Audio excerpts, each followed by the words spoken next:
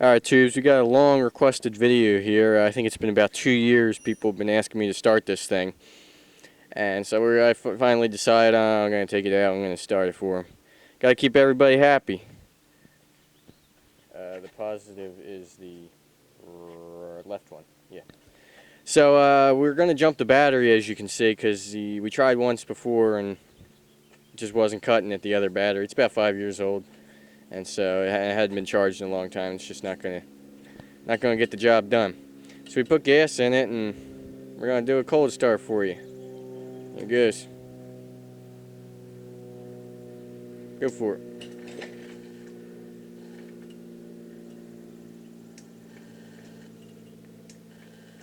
The one thing I will add is the electric starter here on the side is aftermarket. That Delco Remy generator starter. That's aftermarket. You used to just start it by turning the flywheels, but now it's got electric start. There we go.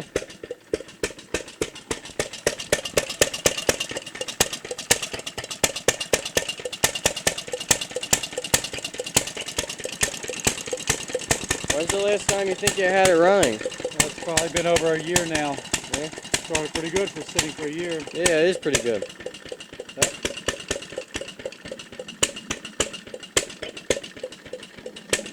What year do you say it is? I think it's 1923. 23. That's almost 90 years old. And for those of you that don't know what the heck this crazy contraption is, it's actually a lawnmower. See this thing under here, it's called the reel. And it's just like a push mower you'd have back in the day. And so when you spin the wheels on that, of course it's supposed to be attached to this thing, the blades spin. Here, pull that reel out of the way.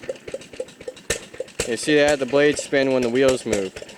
But we've got to do a little bit of fabrication to get that thing set up for cutting.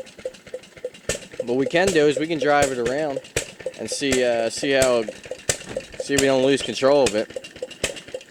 Oh, getting ready to roll away.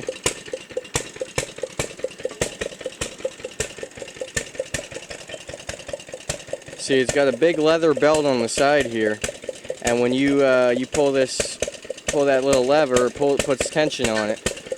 That's how you get the drive.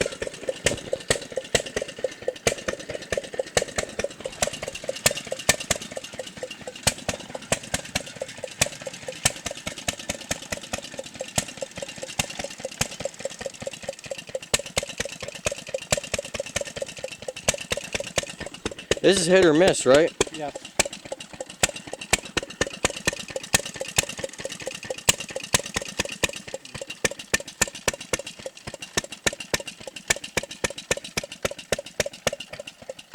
We're having a little bit of trouble with it. We don't know if it's starved for fuel or what, but it should be running a little bit faster than that. You don't have the clutch tightens the belt? Yeah, I was looking at that. See, when you pull that lever, there's a tensioner, and you just move that up, and now it's engaged.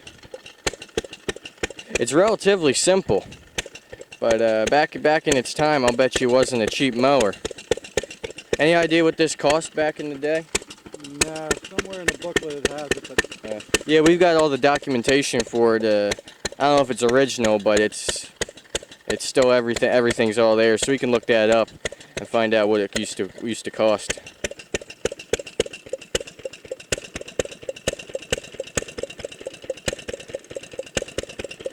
I think we're going to adjust the mixture a little bit.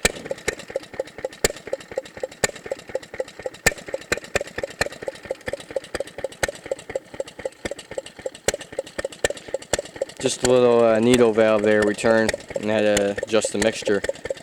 See, there we're doing a little better now. You'll notice it's air cooled. There's a little fan on the side. That was one of what made the ideal motors to kind of separated them from the others. Most of them were water cooled. They had a big hopper on top, and that would cool them. But this is air cooled.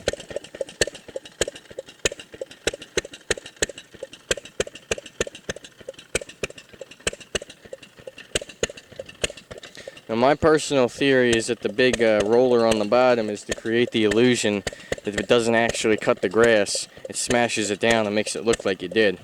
So that way when Mom sees you, she thinks, oh yeah, you cut the grass, thanks. but you really didn't.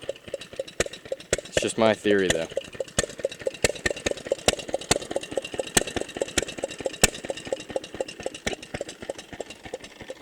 Now, since it is hit or miss, you can see the cams in here, and you can't see it. I'll show it to you when it stops, but there's springs in here, and when they expand from centrifugal force, that keeps it from firing. And then once it slows down, the cams hit again, and it fires.